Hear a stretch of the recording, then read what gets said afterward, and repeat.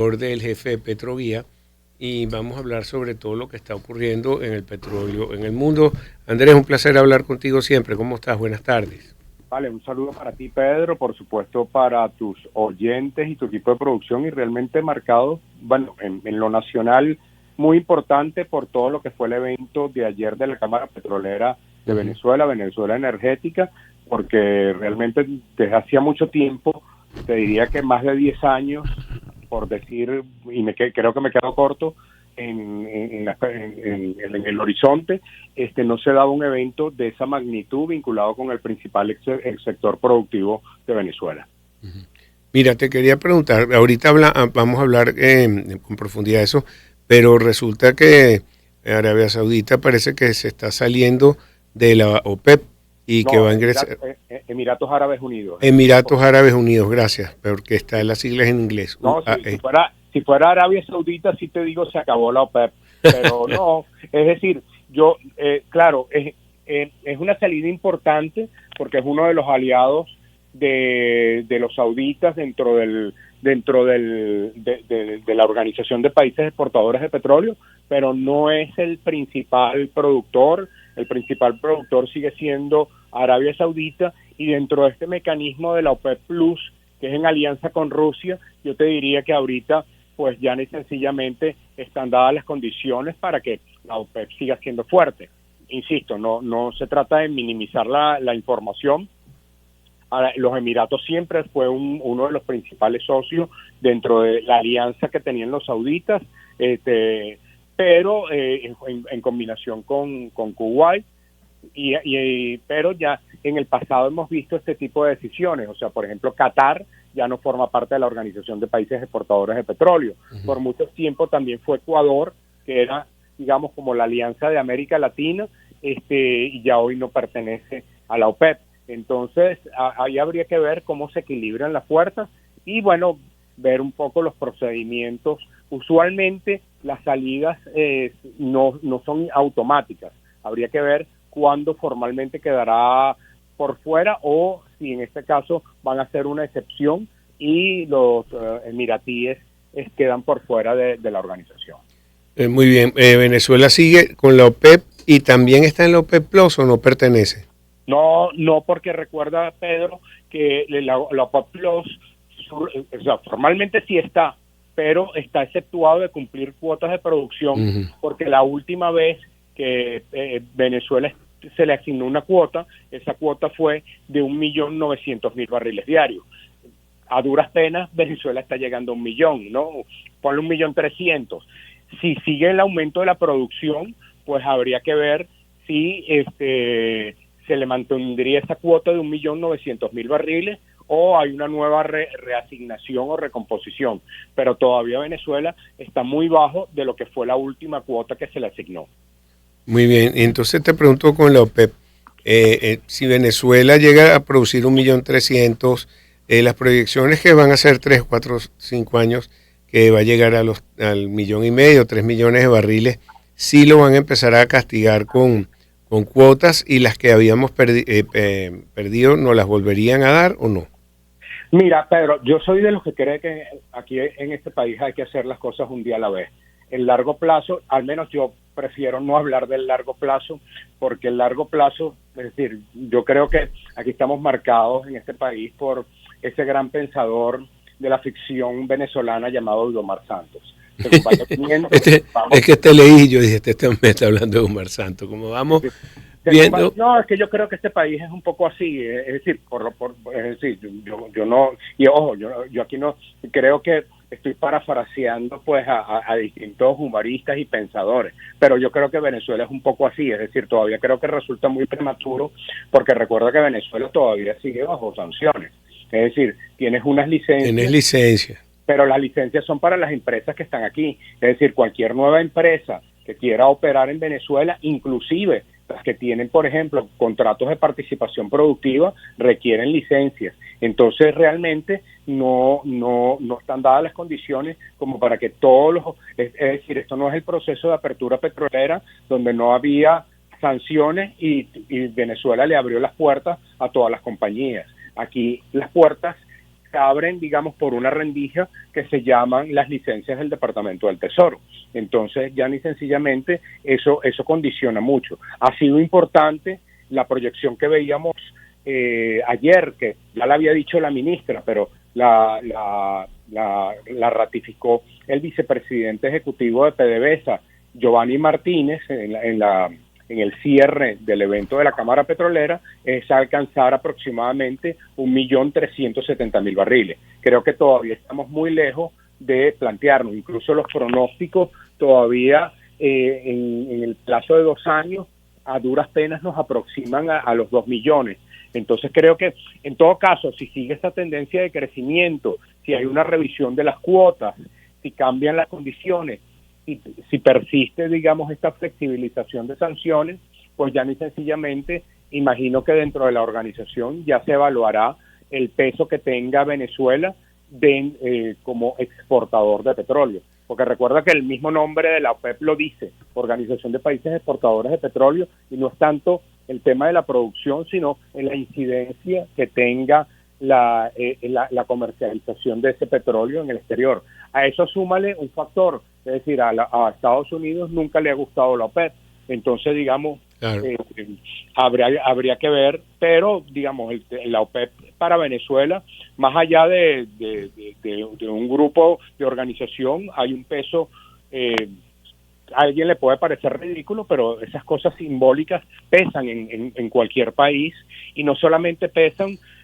dentro del chavismo, pesan también dentro de la socialdemocracia. Recordemos que fue la membresía de la OPEP se hace en el segundo gobierno del presidente Rómulo Betancourt, y teniendo como ministro de Minas y Hidrocarburos a Juan Pablo Pérez Alfonso. Entonces, aquí hay en Venezuela, insisto, puede que se comparta o no se comparta, pero forma parte de la narrativa petrolera de este país, y creo que esos elementos simbólicos tienen su peso.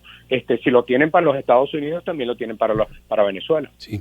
Bueno, esta noticia está en desarrollo, lo vemos en la pantalla CNN, que Irán espera entregar una nueva propuesta de paz muy pronto, y dice que el Estado de Irán está en estado de colapso, que colapsaron por los servicios por todo.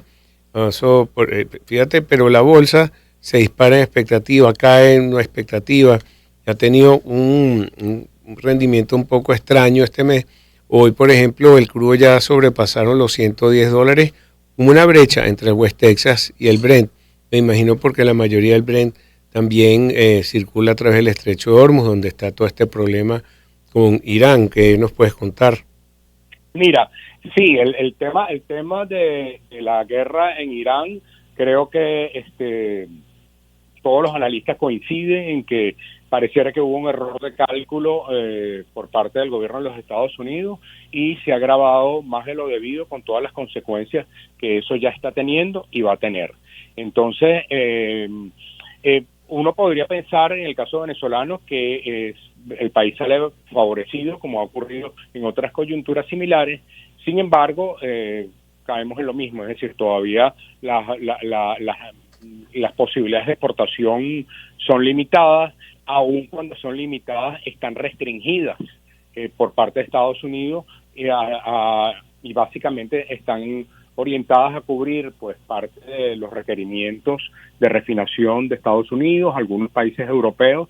Entonces, en ese sentido, no hay, digamos, que no estamos hablando de una bonanza similar a la que pudo verse, por ejemplo, cuando la guerra del Golfo, ¿no? Por sí, citar algo, ¿no? Pero en todo caso, creo que, y perdón que me refiera mucho al evento de ayer, Pedro, pero es que... No, es que es muy importante. Sí, no, es que te digo que no, yo tenía muchos años que yo no veía lo que se vio ayer en el Eurobuilding. Primero, un colega me decía que se sentía como en Nueva York, porque el foyer del hotel parecía Nueva York, la Quinta Avenida de Nueva York, porque la gente transitaba, y yo le comenté, bueno, sí, ciertamente, hasta por lo costosa de sus tiendas, ¿no? Porque realmente veías mucha presencia de norteamericanos que no solamente estaban vinculados con el evento, sino con otros eventos que se estaban dando de forma paralela. De hecho, incluso está presente aquí en el país Juan González, el ex asesor del presidente Joe Biden. no estaba en ese evento, pero digamos, estaba haciendo vida ayer dentro de todo ese sentido, y hubo intervenciones bien interesantes, por ejemplo, la del director senior de Bepica, quien comentó que ya todo el personal de Shell está instalado en la sede de Bepica aquí en Caracas para el proyecto de gas al norte del estado Monagas. Está la intervención que hizo el gerente general del proyecto Cardón 4, que es el máximo proyecto de apellido Carrillo, creo que Gonzalo Carrillo, creo que se llama, quien habló de los planes que tienen para duplicar la producción. En una primera fase iría a elevar la producción de casi unos 500 millones de pies cúbicos, un poco más de 600, entonces, digamos, es un crecimiento leve, pero con el plan de duplicarlo. Te comentaba la exposición que tuvo el vicepresidente ejecutivo de PDVSA. Yo creo que el contexto y el escenario... Pero también era encargado de negocios de los Estados Unidos. Bueno, él tuvo las palabras introductorias, Pedro, su primer, digamos, acto público. Por cierto, no hubo acceso a la prensa por restricciones de la propia Embajada de los Estados Unidos, pero en todo caso se difundió el audio, fue un audio muy corto, pero donde él invita pues a las empresas a participar por un momento estelar. Y eso se percibía ayer, es decir, se percibía ayer las oportunidades en el sentido de, y sobre todo por el relacionamiento y sobre todo por el respeto. Yo creo que yo quiero rescatar una palabra, es el respeto de ambas partes, es decir, en esa alianza público-privada que en el pasado no se veía. A veces parecía un encuentro en el cual llegaban los funcionarios a regañar al sector privado y los funcionarios, las representantes del sector privado casi que tenían que estar en una rogadera. Aquí no, aquí digamos hubo unos, y en general te diría que eso que vi ayer en el evento de la Cámara Petrolera lo vi la semana pasada en el evento de la Asociación Venezolana de la Industria Química y Petroquímica de Asoquín. Lo que pasa es que en este caso estamos hablando de 800 personas alrededor que se citaron. De hecho, una de las cosas que percibo es que se perdió un poco esa lógica de organización, porque no se había visto algo similar en el ámbito de los hidrocarburos, que es la principal industria. Creo que esto le da pie a la Cámara Petrolera y a sus capítulos regionales, pues para fortalecer también sus experticias organizacionales, como llegaron a tener hace unos 20 años atrás. Bien, fíjate que al respecto habló también el presidente Chevron y dice, bueno, aquí no estamos preparados para el crecimiento que esperan las compañías y sobre todo por el tema del personal, el personal calificado, porque no hay suficiente personal en el país, que se han ido, pero tú no crees que igual que se formó Venezuela en esos años 50, que llegaron personas de todas partes del mundo, españoles, italianos, etcétera, para formar país, ¿no crees que pueda volver a suceder? Mira, Pedro, tú sabes que yo, que he visto bastante evento este año, he visto mucha contradicción con esto del personal, del talento humano. Es decir, te citaba el caso del gerente de Cardón 4 y él te decía pues que tienen talento. Con esto no quiero minimizar las palabras del presidente Chevron, que obviamente aquí hubo una pérdida de talento producto de la gente que se fue. En días pasados, por ejemplo, Pedro, en la rueda de prensa que dio Adriana Cisneros en la Bolsa de Valores, es que tú lo comentaste con la colega Blanca Vera, pues ella estaba acompañada de su vicepresidente de Finanzas, Ariel Prat, y Ariel Prat dijo que en este país no había ni 10 periodistas de negocio, y en esa rueda de prensa habían 18 periodistas de negocio. Entonces, dicho eso, yo que tengo, digamos, casi que el estribillo, o la oración, o la letanía, que en este país hace falta periodismo económico, sí, me refiero mucho a las nuevas generaciones, porque aquí los grandes formadores, por ejemplo, de periodistas económicos, fueron los grandes periódicos, ni siquiera los medios audiovisuales, los grandes periódicos, porque tenías la ventaja de que tenías la especificidad de la fuente. Es decir, yo soy periodista que cubre el sector de energía y se lo debo y siempre estaré agradecido al diario El Nacional. Pero cuando yo renuncié, el diario El Nacional nunca cubrió esa fuente y prácticamente la dejó morir. Y hoy día a los portales les resulta complicado tener esa especificidad de esa fuente. Si eso pasa con el periodismo, si eso pasa con el... Es decir, entonces lo que creo es que hay que especificar bien qué es lo que necesitamos.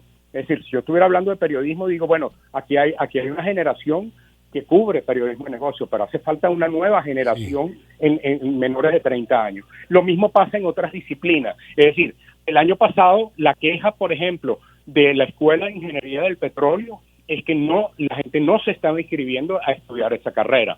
Pues este año empieza a surgir el interés por formarse en la ingeniería del petróleo, por formarse en la geología, y entonces, bueno, a lo mejor vamos a tener unos cuellos de botella para cubrir ciertas plazas si todas las empresas empiezan a incrementar producción y no se dan abasto. Ahora, deberían salir diplomados o especializaciones que fueran para la Venezuela energética, que cubra todo lo que está diciendo, y es más, hasta minerales críticos, todas estas nuevas leyes. Totalmente. Y formar gente.